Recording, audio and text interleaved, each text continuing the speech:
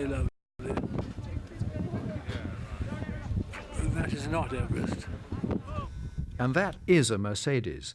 One of the drivers, Mick Flick, along with his brother Muck, used to own 40% of the Mercedes company. He thinks the cars are doing well, up to a point. We are quite convinced about our Mercedes, but I was taught differently on our fourth day when I followed an Aston Martin who was taking quite fast a real steep dip. And I thought, what an Aston Martin can do, I can do as well with my Mercedes. And I stuck my front into the mud. So, you see, things are relative. But you're all still here, and I haven't seen any of you in trouble yet. Yeah, let's hope. Let's hope that all of us come through. Dinner, 6:30 sitting. Popcorn to start with. More popcorn. They didn't even have to put this in a kettle, it just popped from the altitude. Had a bit of a disaster with the altitude today. Worst possible thing that could happen. I went to open my face cream and it shot out of the bottle due to the overexpansion all over everybody. But apart from that, it's been a pretty good day. I have a lot of dust in my throat like everyone else. Spit it out. And I'm afraid I Spit it out. spat like the locals today. Okay, Why I not? spat. I see now why they spit. That's okay. Jennifer is behaving like a local and Phil is looking like a local. So, all in all, we're doing well.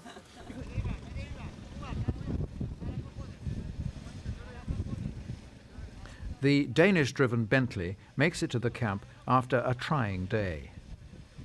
Unlike Mick Flick, the Mercedes heir, many of the drivers are self-made men, and often you can see why they made it. They never whinge, they never quit. In this 1939 Ford convertible, the oldest driver, at 72, is Ray Carr. He made his money in real estate, spends his time tackling long drives. Ray seems to love a challenge. Yes. Oh, I've driven across America 3 times and set 3 world records. When this came around, I thought, when I saw the brochure, I thought, I'll give it a shot. So I did. And here I am. I'm not sure I should be. Why do you say that? It's been very, very difficult for me at my age, going up the heights that we've gone and the horrendous roads. I couldn't, in my wildest imagination, believe that we would encounter the kinds of roads that we've encountered today. Today was really the pits. I must have gone almost all day without being in high gear, which is tough. Traveled up the one hill in low gear for 13 kilometers. It's a long way at 8 miles an hour. So it took me over an hour to negotiate the hill. But I'm almost to Kathmandu, and when I get past Kathmandu and one more day, then I think it'll be downhill from there. Good God, I hope so.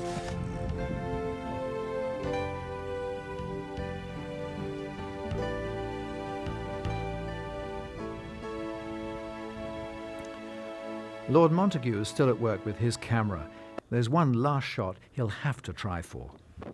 These really are the last, at last golden light on Everest. I'll try to get the tip of Everest dying in a minute. They would go and start up a generator just at this moment.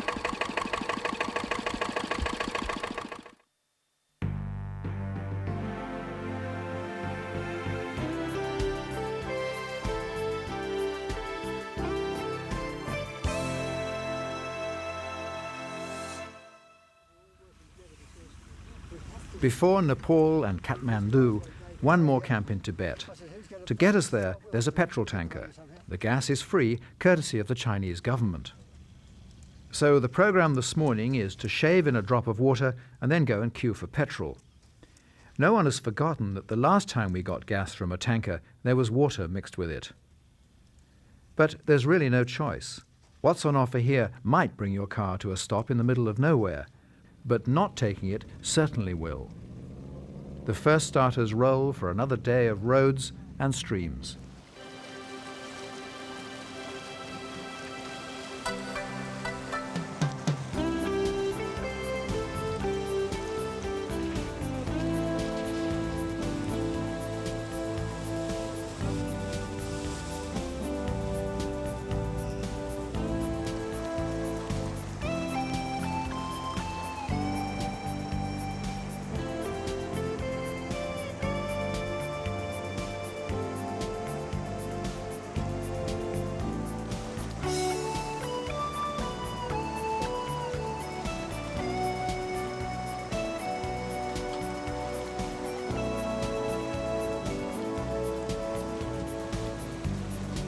An Aston DB6 leaves a Mercedes preparing to dive and just plunges ahead.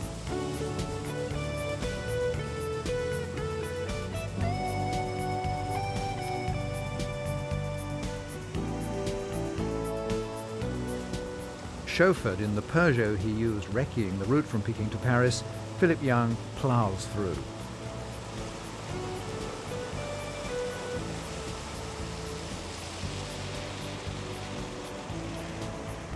In their Volvo Amazon, how are Phil and Rosie getting along today?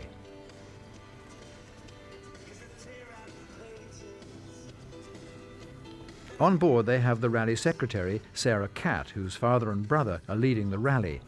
She wants to know if they've had any shouting matches. Has Phil exploded?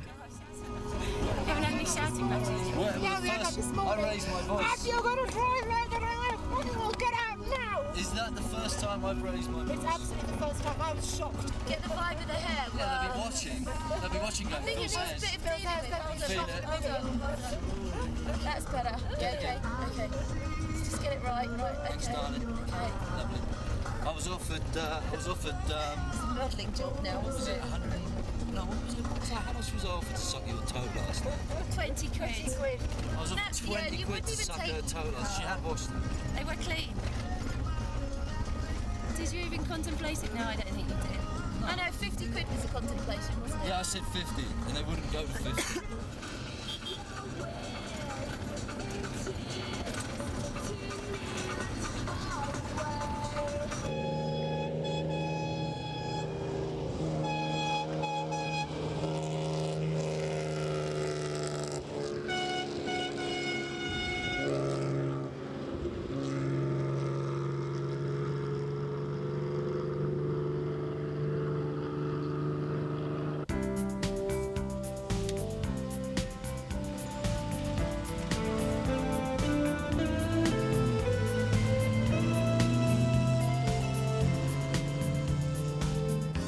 It's another puddle, another water jump for a Dutch-entered Volvo Amazon.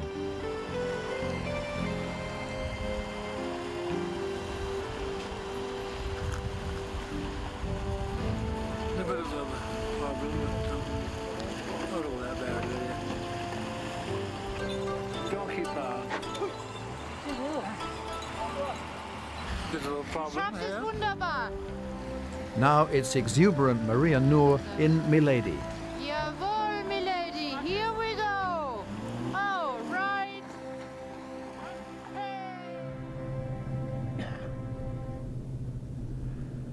Just when most of us seem to have got used to the altitude, a few people still throwing up and feeling terrible, but I think most of us are okay.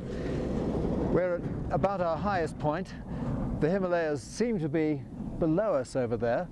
Apparently Annapurna is somewhere behind me, but I'm not going to get into an argument about exactly which peak is which. They're all sharp, wide and beautiful as far as I'm concerned. And from here on, it's downhill all the way out of China, into Nepal and Kathmandu, a hotel and clean sheets.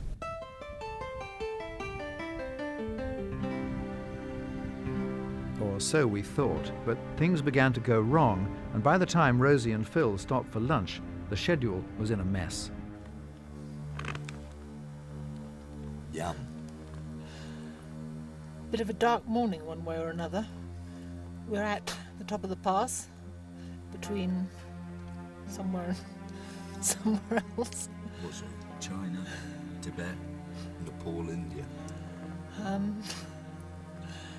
And there was an accident this morning and car 70 hit a pedestrian who zoomed out in the road in front of him. We don't know what's happened, but the rally's stopped for the day.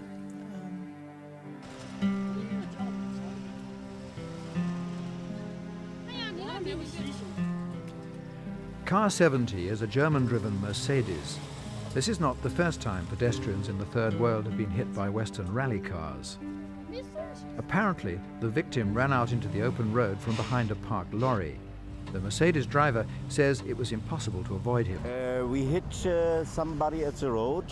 He came directly behind the truck. He was running behind the truck, and he ran on the road. Do you know what's happened to the man? He had a broken leg. No, I don't know in English.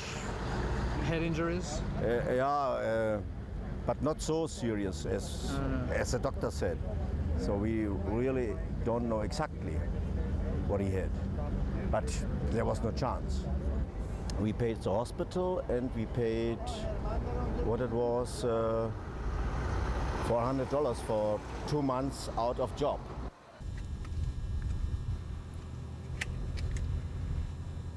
News of the accident travels through the competitors. One of the first to hear it is Francesca. It just puts a different perspective on things. No gold medal is worth a man's life, and that's all there is to it. And if we have to drive at 30 miles an hour all the way to Paris, if we don't kill anybody, that's absolutely fine. They can stick their gold medal where the sun doesn't shine, because it's just not worth it. I don't know just what happened, but it's a bit of a sad blow, is that? I don't know what we're going to do now. I think they might have to tighten up, or maybe slacken off on the times, or alter things. Stop people going too fast. Everyone cruises. The rally is off for the day at least. People are almost forced to enjoy the scenery. Andy Van's Ford is a model with a past. In the 50s, Ford coupes led a life of crime, and in the 60s, they were movie stars. They were real popular, in the 50s. The moonshiners really liked them. They were, handled good and ran fast, pretty fast. And they hauled a lot of whiskey in cars like that. In North Carolina and Alabama and Georgia, It was a movie, wasn't it? Yeah, Robert Mitchum was in a B movie. It was a real cheap movie, but it was one of the highest grossing B movies ever, I think. Thunder Road, I think, was the name of it. That was about running moonshine. Treasure was right. Ever drink any moonshine? Oh, I've tasted it. I knew a lot of guys that made moonshine when I was a kid, around the little small town that I'm from. It was just kind of a way of life then, Everybody did it, kind of. Just people trying to make a living.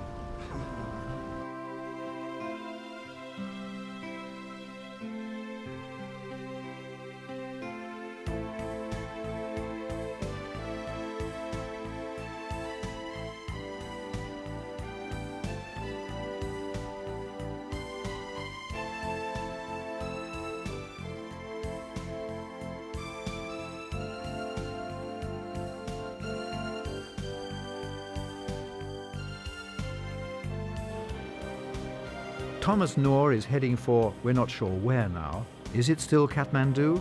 We'll see.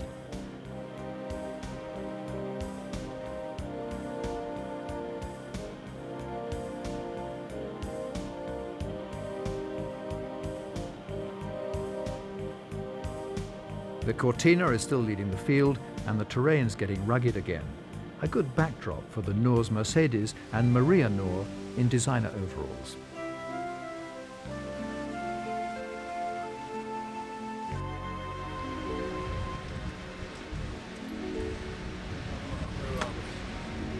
If the rally director doesn't know where we are, we're in trouble.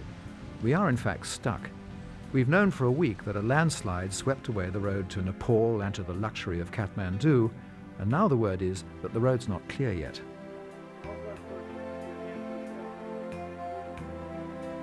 So we're at a hotel, which we've christened the Choksam Hilton, at the head of the Choksam Gorge, waiting for the road gangs to get the road open again. We're looking around for a place to sleep, but we're finding the rooms are already occupied, by guests with 4 legs.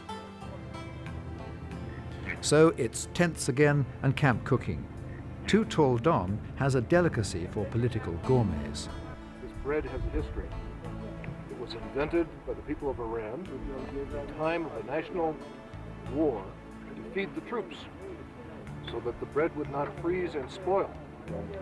And my friends from Iran inform me that this is called war bread. War bread and no road. Are we ever going to get out of Tibet? We are, but in the Choksam Gorge, we're about to face the worst road on the planet. Jennifer and Francesca are on the road along the wall of the gorge early after a jolly night camping among farm animals. Good morning. It's Saturday the 20th we've worked out, and we're leaving Choksam, very odd place, glad we were in a tent, where we had the most heavenly evening under the stars and a bonfire. And our pig at our bloody concentrated milk in a Fury. and our tea bags, so we're in absolute dire straits. Let's just hope in Kathmandu they have such stuff. But we're quite far back along the cavalcade, but we're so pleased because in fact there are millions of rocks. Oops, today's a little straight. Millions of rocks all over the road. In fact, people are getting out and moving them, so we're very lucky. Yeah, I'm sitting there. Fingers Phil doesn't want to look. A landslide swept the road ahead into nothingness, and there's time to think about that while we wait for the cars ahead of us to inch along the bit of track that's just been cleared.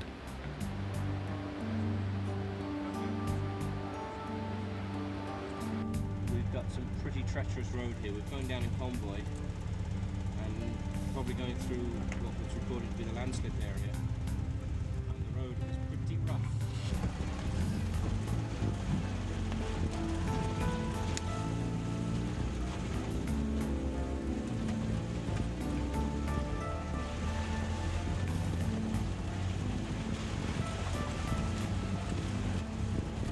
How many cars are still going today? 99 went to Peking, but only 94 of them actually started, and we think we're down to about 86 now. Jennifer's seen our antique Bugatti still going just. The latest update on competitors is that the Bugatti boys, we found them this morning sitting very sad and quietly in the dark outside this funny hotel. Somehow they've got their car here. They had to have their chassis plated. They put it on a lorry, it then broke. They had to have it plated again, it then broke on the lorry again. The lorry they're now in is a vegetable lorry, which has to be said is quite funny. But it's not really very funny because they're very tired and exhausted. And depressed. What else? So the Germans, after hitting that chap yesterday, luckily were released. He's all right. He's got all sorts of, to use the doctor's word, multiple lacerations to the head, broken limbs, arms, ribs, but he'll be okay. Officially, we're not competing because there's no room to pass. But as the sun gets up, so does the urge to get in front. Well, another bright, sunny, marvellous morning on this age of discovery, and this ruddy Morgan is trying to push past us. I'm not ruddy. Morgan with no front. And people have no manners in this rally. It's really bizarre. Podge wants to go first. Ladies first. Well, I always like to be first, as Jennifer once said, but that's really not the point. I do have some manners. Deep down I do. This lot just elbows at me where they shove. Bloody rude. Oh, look, it is a car wash. It is. How excellent. Can't wait.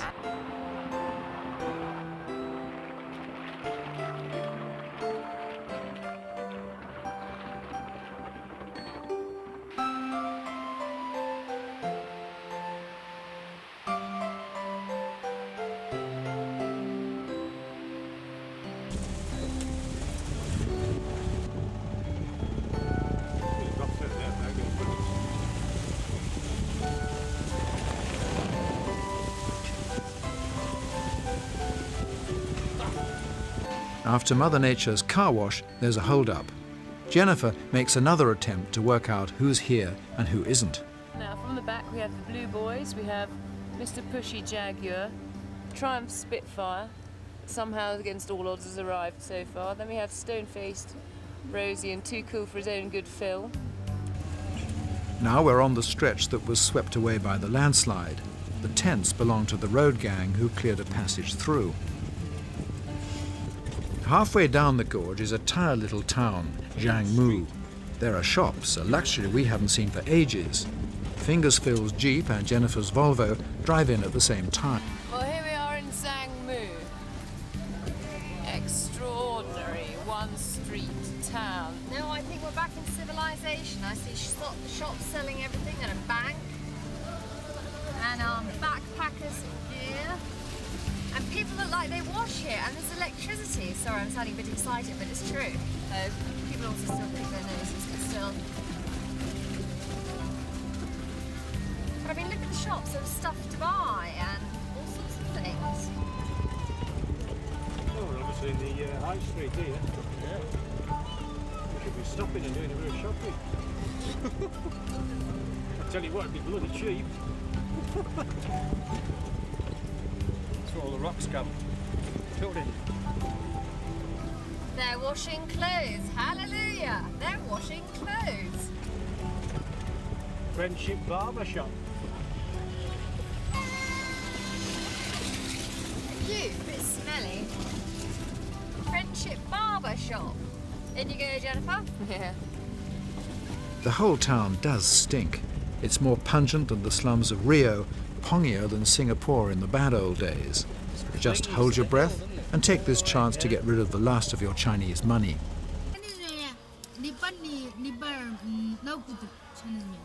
Okay. Okay, but I don't understand. I have 100. 80. 80. Huh? Write it on here. Dollar. No. No. There are people that give you more than 60. Oh, I know. Would you like one too? Do you want? Do you want one? Okay. Okay, thank you. Hello! We're just tasting the local fare. It's a right shithole, but it's bloody marvellous. Are you coming in? No, we're not, no. There are still 6 miles to go to the frontier with Nepal. 6 miles of what passes for the main road from Peking to Paris. Thought we'd show you a bit of what's going on. Most unpleasant, and Pee's doing very well, having her arms ripped out of their sockets. Can't believe what this is like. She can't believe what she's doing. All she knows is she has to bloody keep going or we're going to get solidly stuck. And the wheel just suddenly goes the other way. Gordon takes us somewhere completely different. This is not nearly as bad, thank you God. It's not nearly as bad. Thanks, Gordon. In a minute it'll get worse again, yes. though. And the sound of grating metal on rock, you can't imagine what it sounds like.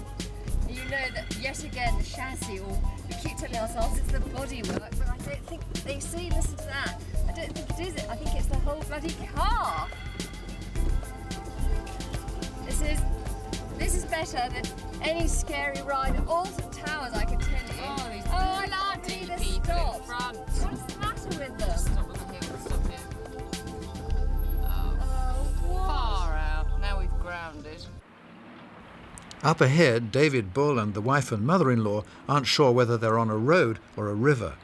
Actually, it's both at once. The Choksam Gorge hasn't finished with us yet.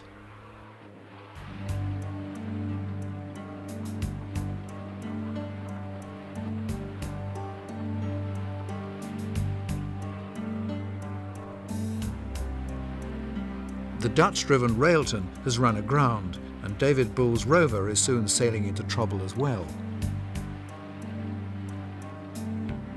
We've got into the Po Chu River, and everyone's telling everyone else what to do. Then it's decided to try and tow the Railton out stern first, using the Jeep as a tug. The Railton's weary skipper, Baron Pim Bentinck, with his wheel amidships, stands by to go full astern.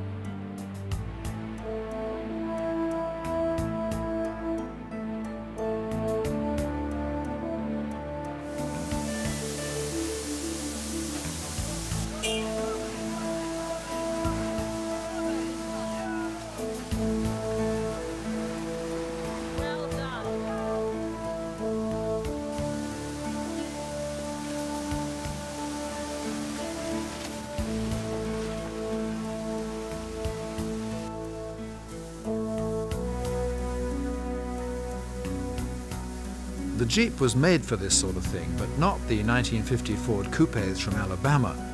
On this leg, both this one and its twin broke their steering.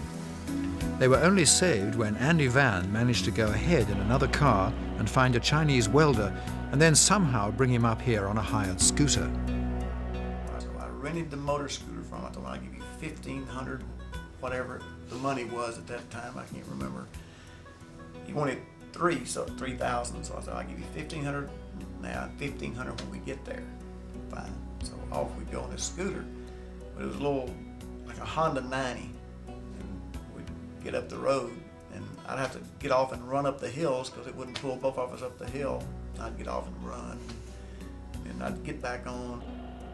They got here and kept the Fords going. Now the Chelsea girls are getting close to the frontier. I'm beginning to feel nearly hysterical. I thought Kathmandu was becoming a kind of a Xanadu in my mind, that when we got there there'd be a mechanic in pure white overalls that would float over with a polishing spanner in his hand. We're about to become the first private motorist to have driven this road down from the roof of the world and onto the bridge to Nepal, a bridge till now closed to cars because of politics, Friendship Bridge. We don't know it now, but the bridge will soon be closed again because of another landslide.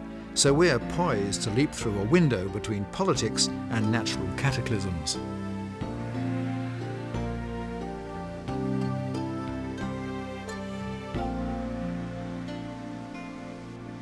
On the far side in Nepal is the frontier village of Tatopani. News of the Peking to Paris has reached Tatopani, and the rally director, Philip Young, is already here preparing our path.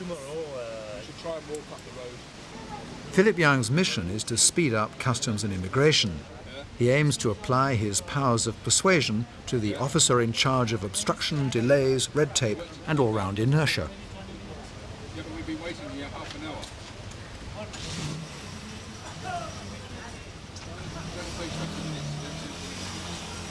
Well, you come with me. You come in the car. You come with me. Yeah, we go to the headquarters. Yeah, come on. How many times are you going there? Yeah. You will come here, sir. You will come here. I go here. Only 5 minutes. There's plenty of people to be here. How long do we wait? Why don't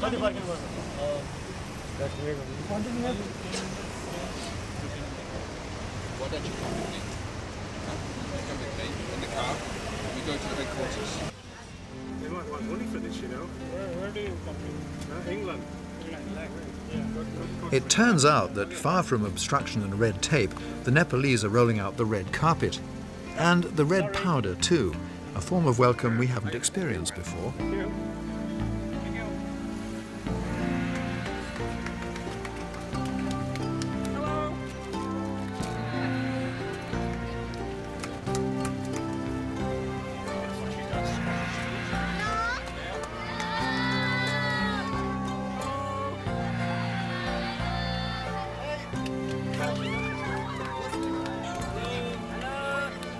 After 15 days crossing bleak China and Dur Tibet, this seems like paradise to Francesca. We're in Nepal. Oh my God, I feel like crying. I feel physically sick. They've taken our telephone away and they're going to wrap it up in a rag with some wax on it, which is not why I feel sick. I feel sick with relief.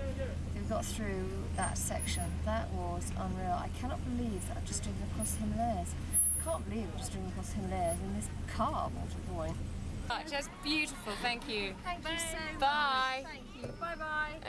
And all the traffic. More red on the head, as they call it.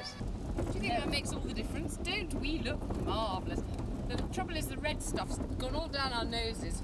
Down my white PPP t-shirt, which is the only one I have left. Bill Binney's magnificent Bentley comes gargling along the road to Kathmandu. He's just had a narrow escape, but euphoria prevails. That screeching you just heard was us. Some truck decided to pass some kind of weird farm instrument and almost drove us into the ditch. Did you hear it? We survived. Yeah, we did.